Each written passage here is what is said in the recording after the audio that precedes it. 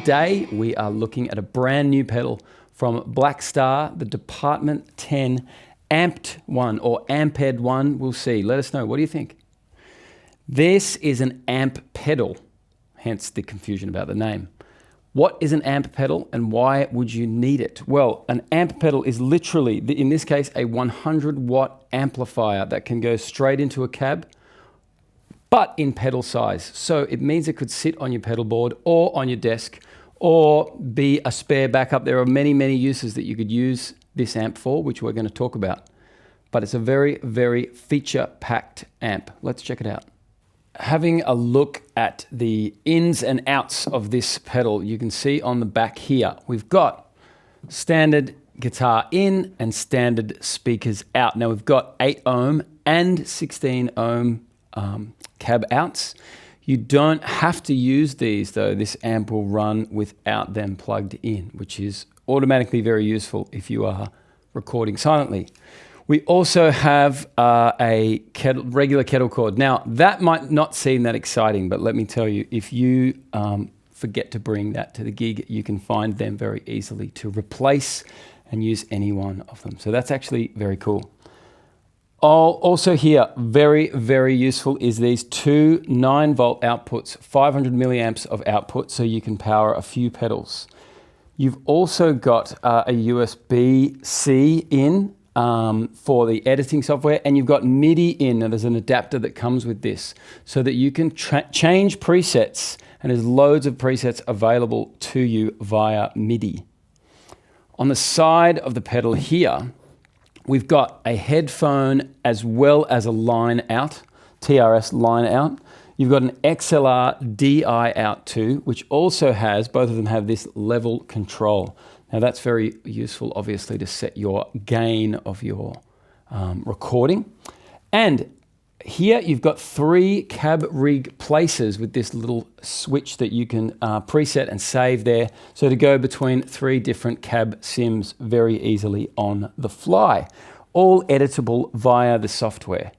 Oh, and I forgot to mention, of course, that this has an effects loop in it. So you use TRS to mono cable, and you can run any effects in the loop of this amp, so after the preamp. Very useful if you want to use the drive settings. Of course, with any new pedal, what we really want to know is how does it sound? Before we dive into that, I want to talk about the way that we've got this set up. This is, as I said, a very, very versatile pedal. And so the way that we've actually got this set up is I've got a Source Audio EQ2 and an Exotic BB preamp running directly into the front of this amp.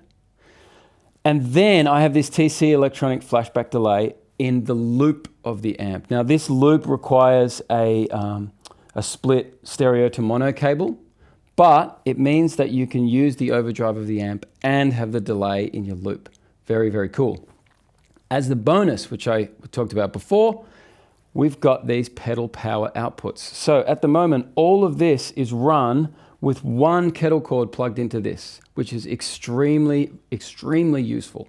If you're ever at a situation where you are low on power or you're low on space, this covers a lot of bases for you. First of all, let's talk about the different settings that we've got on this amp.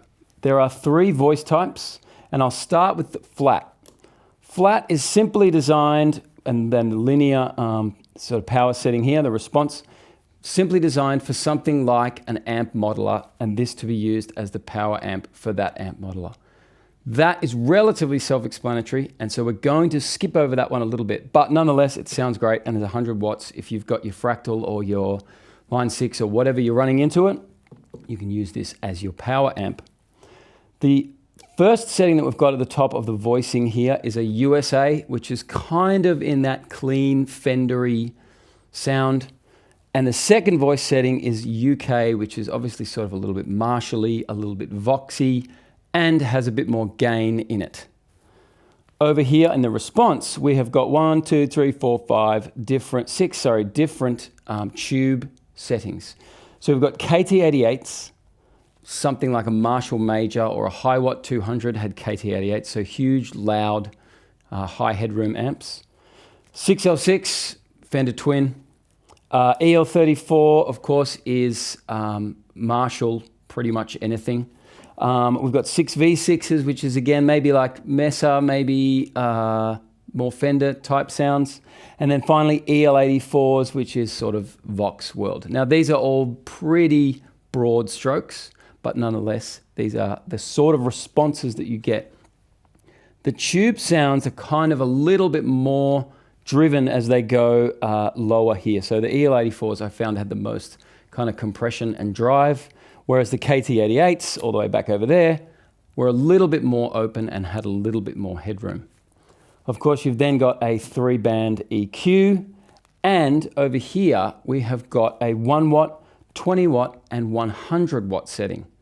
This is obviously very useful if you are playing at home and you want that cranked Marshall sound, but you have maybe not a sleeping baby, but certainly neighbors that you don't want to upset. 1 watt setting is great. Now, let's say you're playing at Wembley Stadium, 100 watt setting, through a 4x12 like this, you're covered. Sounds great. For all of these sounds, we're going to be using this at 20 watts. And you'll also hear us flip between the cab with the mic on it in the room, plus one of the direct outputs of the pedal itself. The software that comes with this enables a lot of deep editing of the cab sims. We are just running one cab sim, and just as a comparison of the two sounds. But maybe another video in the future will go into more about what the software can do for this pedal.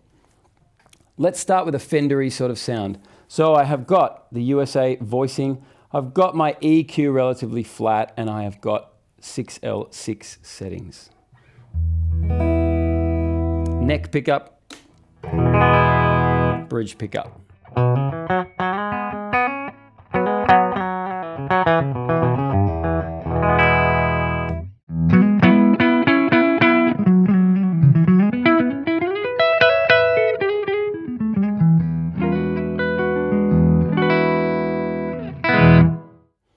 It's a great sound. Now, no Fender amp is complete without a dense spring reverb, but luckily, that's exactly what we get here. So let's have a listen.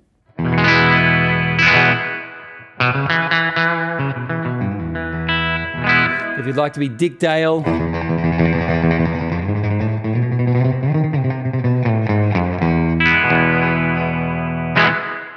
or if you're more modern, if you'd like to be Khruangbin.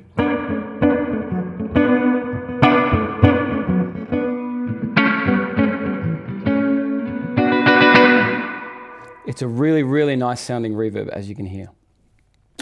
Let's go to a sort of maybe a little bit more of a impossible amp, shall we say.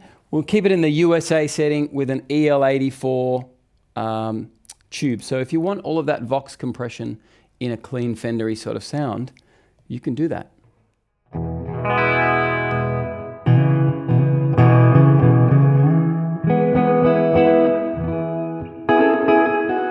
So it may be hard to pick up, to hear, but certainly the feel as a player is that response of the amp is quite a bit squishier with those EL84s.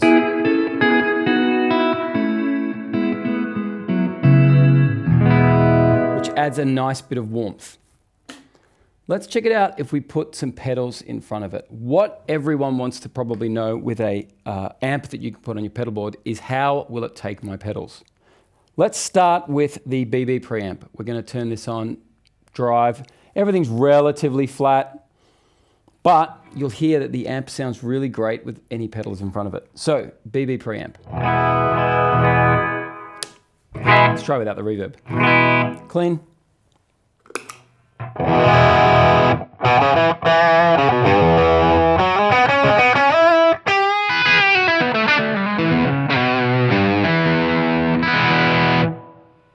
Sounds pretty rockin'.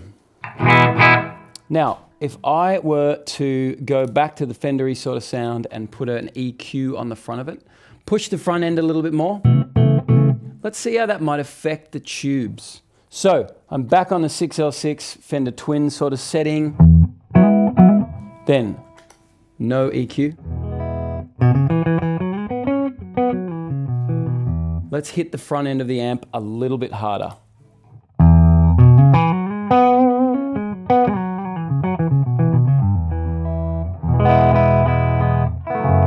So you can hear that just pushes the volume really nicely. Now let's flick over and do the same thing with the EL84s. Now I found with this that the EL84s got a little bit more drive in a really nice way. So let's check it out. Clean, no EQ.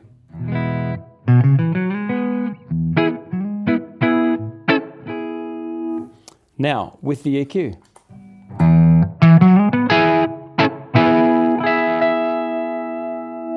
So you can see it's still got that same volume push, but there's just this really nice drive coming out of that amp now. Let's check out some UK sounds. So I'm going to flick over to the UK and EL34, so we're kind of in Marshall territory. We all know Marshalls are famously bright, so I'm going to back a bit of bass off. And everything's pretty much the same as it was before. Let's hear the sound difference. Now, this is where your classic rock lives.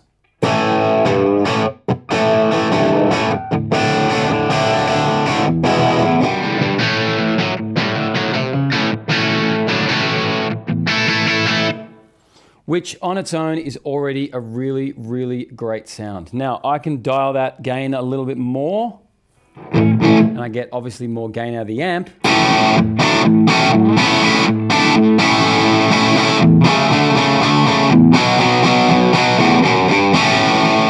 But what I think is cool is checking out how this reacts with pedals in front of it. So once again, I'm going to dial that gain back a bit. We're going to throw that EQ in the front. Now the EQ is just smashing the front end of this amp. There's a little bit of a notch in the lower mids, but relatively flattish EQ. Nonetheless, a gain boost, and let's hear what it does. So no EQ, which is a great rock rhythm tone. Then EQ.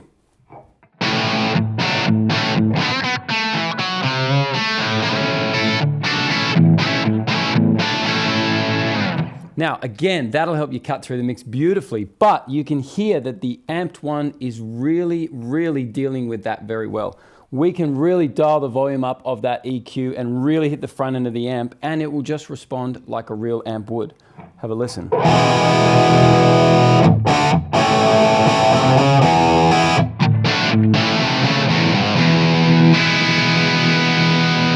Which I think sounds awesome. A very, very usable tone. Now, while we're in UK setting, let's go to kind of Vox land. I'm going to dial the mids up a bit, and I'm going to put it on EL84s. And let's have a listen. Oh, a bit of reverb too for a Vox sound. And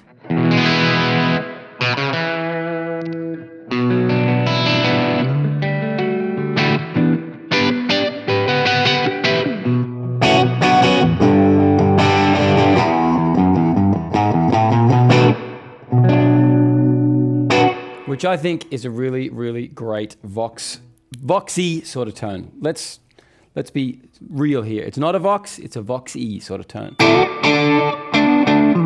But it's that beautiful Voxy mid-rangey compression that you probably know and love if you're a Vox player. Now, again, let's go to let's maybe do something like a high watt. So I'm in the UK setting here, and I'm going to go back to the KT88s. I'm going to go a little bit flatter on the EQ, and I'm going to dial the gain back a bit, maybe some reverb. And you have this sort of big, slightly driven, but big sound, you know, which is very, very responsive to the touch. So, lightly playing. So my volume's on full, my tone's on full, lightly playing. And then as I dig in a bit more,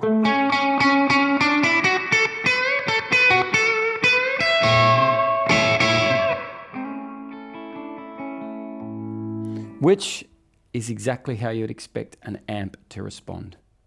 Finally, let's have a listen to the effects loop. So I'm going to go back to a Marshall-y sort of sound. I'm going to crank the gain a bit. And I've got this TC electronic flashback that is in the loop, and we're going to have a listen. So, probably don't need reverb, hey.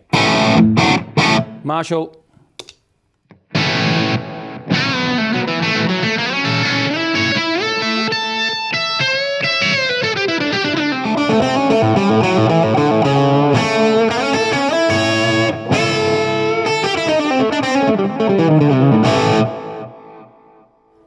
Very, very cool. Now, obviously, you can put as many pedals in the loop of this as you want. Let's just, for the hell of it, because everyone wants to know, what happens if you turn everything on at once? Let's see. Drive and EQ.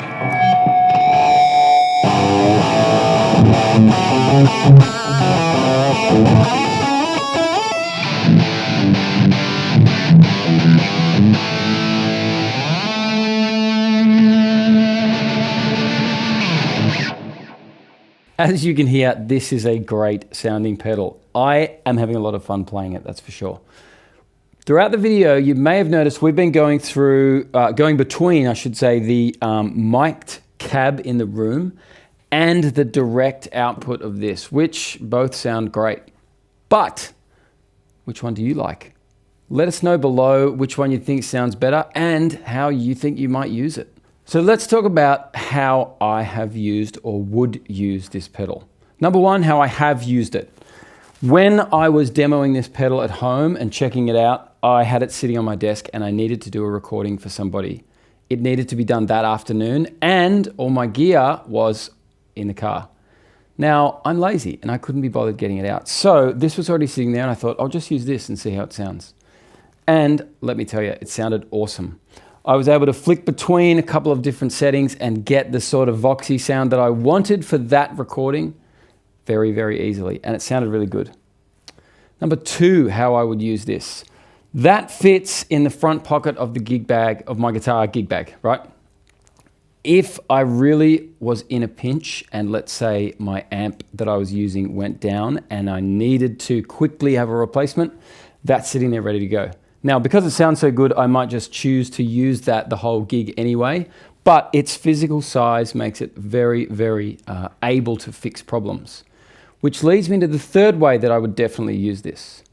If you are doing a festival gig or you're doing a gig where there's backline provided and you rock up and you see whatever, Fender Hot Rod Deluxe or something and you think, great, and then you go and you plug into that backline amp and the last person to play it had broken a tube or something, and it sounded terrible. Well, that's where this guy comes in. You just take the speaker out of that amp and you can use this, which you've easily been able to carry with you to the festival and plug that in, and that's the sound that you get because you're used to this sound. You can dial in your tone and your festival gig will be good. There's nothing worse than playing a bad gig through a backline amp because it sounds terrible. This gets rid of that problem.